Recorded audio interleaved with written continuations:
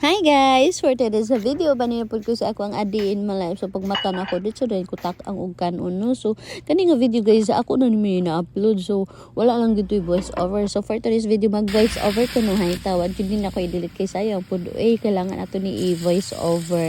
So pagkawan is ako na gidain to gipanitan ang hotdog. Virginia hotdog di ni guys ang akong giloto. So 1.5 kilos is 41 pieces. So kaako jud nag-iihap kay para magtagsag yun sila tanan.